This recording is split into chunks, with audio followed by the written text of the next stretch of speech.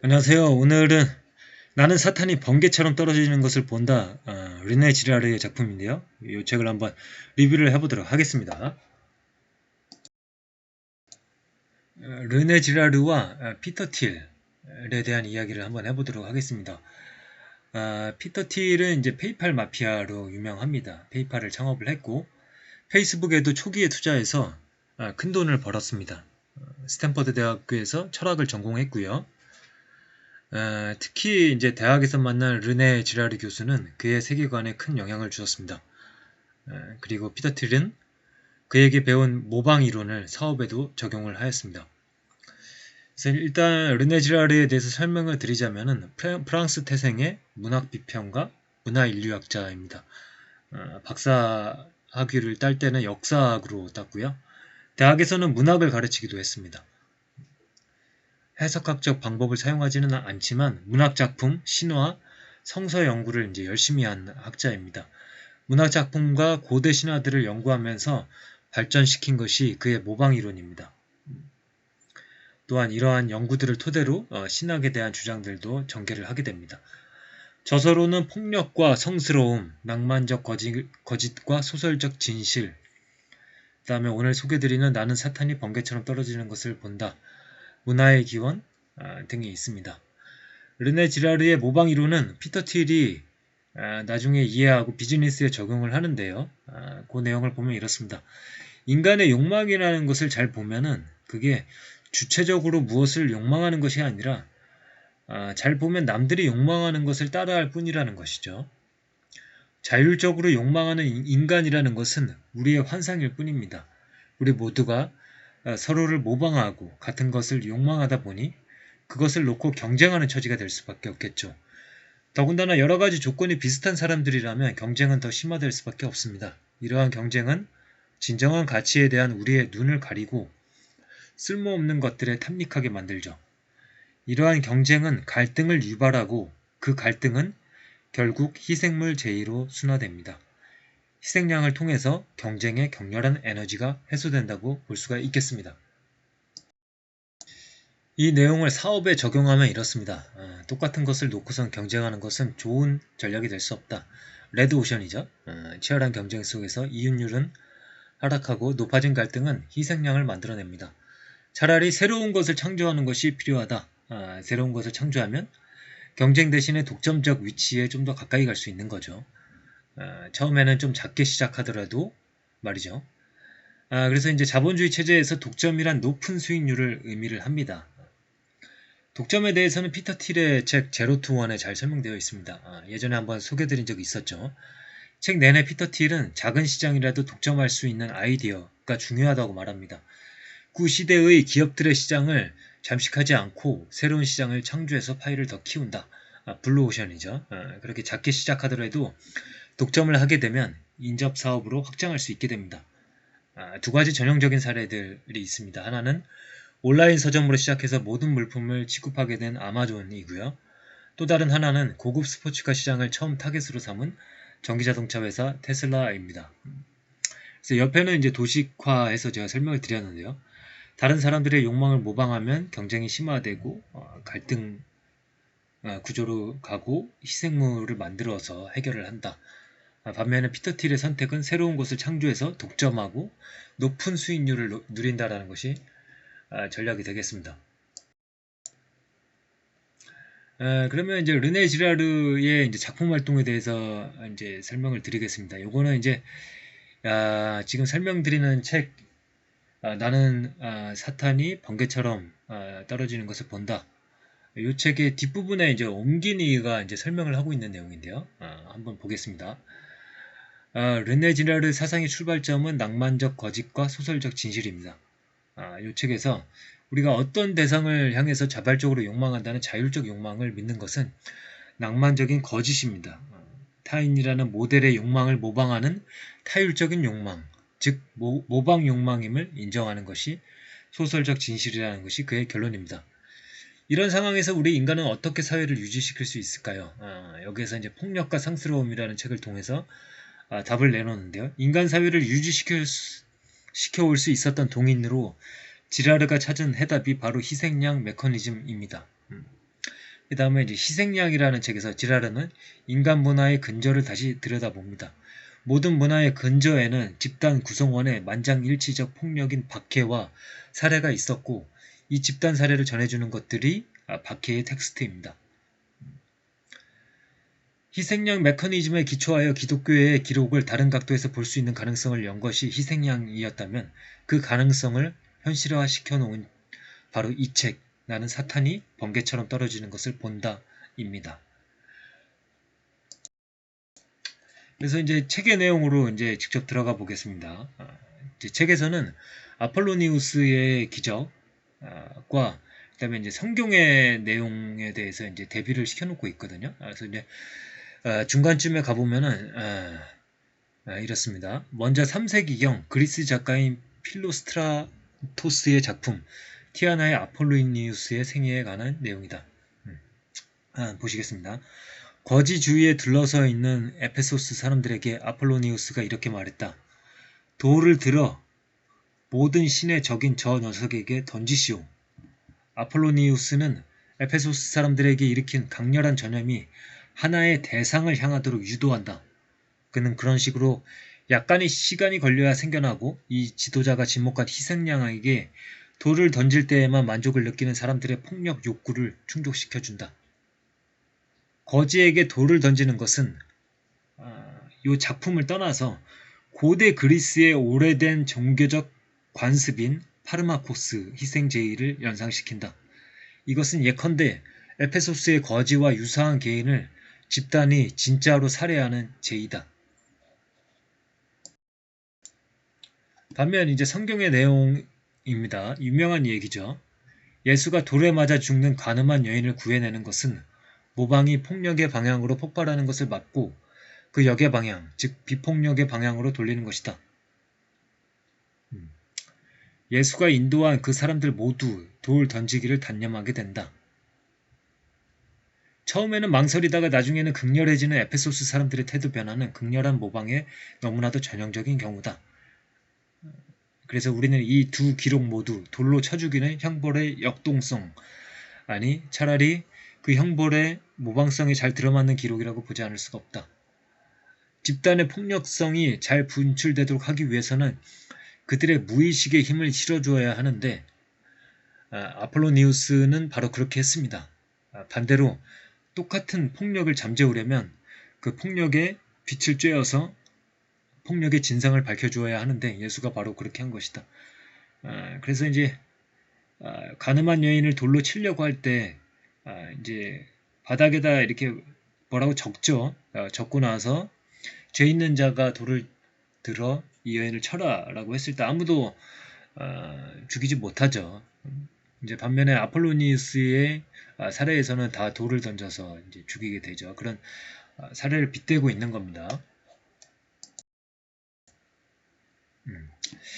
그래서 이제 신화에서 발견되는 희생양들에 대한 이야기를 이렇게 하고 있습니다. 신화와 성경을 이제 대비시키는 거죠. 신화의 도입부에서 주인공은 문자 그대로 위험하고 해로운 존재로 등장한다. 그를 해로운 존재에서 벗어나게 하는 폭력이 행해지면 그는 신성한 구원자와 같아지는데, 즉 해로운 존재가 돼서 거기에 다 돌로 치는 거죠. 그 다음에 다시 그 존재가 신성한 구원자로 탈바꿈을 하게 됩니다. 아무에게도 복수하지 않을 희생양을 찾음으로써 아폴로니우스는 혹시나 사회의 혼란을 더 악화시키지 않을까 걱정할 필요가 전혀 없다. 복수를 피하기 위해서 그리스인들은 거주지가 없는 사람, 가족이 없는 사람, 불구자, 병자, 버려진 노인들 같이 사회적으로 가치가 없는 사람들을 택하였다. 꼬리에 꼬리를 물고 이어지는 복수의 연속이라는 이 모방 위기를 이렇게 해서 막는 거죠. 복수하지 않을 희생양을 찾음으로써 말이죠. 이런 것은 이제 지구 전역에서 이제 발견할 수가 있습니다. 희생 제의를 집행했던 사람들이 거기서 왜 대단한 효과를 볼 수 있었는지 알게 된다. 그들은 만장일치의 폭력이야말로 폭력을 증폭시키지 않고 종결 짓는 유일하게 좋은 폭력임을 알았던 것이다. 고대 그리스인들은 극단적인 위험에 처하면 다시 인간 희생양을 이용하였다. 플루타르크 영웅전에 의하면 살라미스 전투가 있기 하루 전날 테미스토클레스 장군은 군중의 압력에 못 이겨 페르시아 포로들을 희생의 제물로 쓰도록 허락하였다. 이것이 아폴로니우스의 기적과 정말 다른 것일까? 아까 이제 아폴로니우스의 그 사례는 이제 3세기경의 작품에서 우리가 발견을 한 거지 않습니까? 근데 이제 그게 이제 하나의 작품에 지나지 않는 게 아니라 과거에 그리스에서 이제 보이는 작품들, 신화들 보면 다 그런 내용들이 있다는 거죠. 그래서 예외적인 사례가 아니라고 이야기를 하고 있는 겁니다. 반면에 이제 또 성경의 이야기입니다. 성경에는 이제 요셉의 이야기가 나오죠. 요셉의 형제들이 요셉을 질투해서 요셉을 이제 노예로 이제 팔게 되죠. 그래서 이제 요셉이 쫓겨났다가 이집트였나요? 이집트의 총리가 되죠. 총리가 돼서 나중에 이제 기근이 됐을 때 이집트로 이제 곡식을 구하러 오는 형제들과 그의 아버지를 이제 만나는 장면이 있는데요. 밑에 그림이 그 장면입니다. 자기 자신의 형제들을 만나는 장면이죠. 근데 어쨌든 이제 성경에서는 그 추방 자체를 비판적으로 보고 있다라는 겁니다. 그 시각 자체가. 그래서 요셉은 무고한 사람이다라는 그 성경의 그런 관점이 있는 거죠. 이런 것들이 신화와 대비된다. 이런 이야기입니다. 나는 요셉의 추방을 인정하지 않는 것은 우연한 결과가 아니라고 반박하고 싶다. 요셉의 추방을 반대하는 태도는 분명 신화적 태도에 대한 비판임에 틀림없다. 신화는 이 역할을 비판할 수 없고 또 있는 그대로의 집단 추방에 대해 이의를 제기하지 못하고 있다. 반면 구약의 이 이야기는 이의 제기는 물론이고 추방의 부당성을 단호하게 주장하고 있다. 그래서 사실은 유대 민족이 추방을 당해서 이리저리 쫓겨다닌 그런 역사가 있기 때문에 신화의 이의를 제기하고 또 그들 스스로가 그 대상이 되는 희생양 현상을 잘 포착하는 데 있어서 유리한 위치에 있었다는 것은 사실입니다. 이들은 이방인과 낯선 사람 그리고 모든 종류의 불구자들을 향한 박해 군중들의 성향에 대해 아주 뛰어난 통찰력을 보여줄 수 있었죠. 그렇지만 비싼 대가를 치르고 얻은 유대인들의 이런 이점 때문에 구약의 진리의 보편성이 결코 줄어들지는 않는다. 그래서 이제 유대인들 자체가 이런 추방된 사람들, 희생양들에 대해서 호의적인 시각을 가질 수 있는 역사가 있었지만은 어쨌든 그 성경 자체가 이런 진리의 보편성을 담고 있다라는 거죠. 그래서 이제 결정적으로는 기독교에서도 그렇고 이 책에서도 그렇고 이제 클라이막스가 이제 십자가이지 않겠습니까? 십자가의 승리라고 이제 설명을 합니다. 그리스도께서 계율을 어기면서 우리에게 되돌아오는 비난을 무효화시키고 비난을 무효화시켰다. 희생양에 대한 비난을 무효화시켰고 그것을 십자가에 못 박아 없애버렸다. 사람들에게 되돌아오는 비난, 그것은 신화에 나오는 무고한 희생양에 대한 비난이다.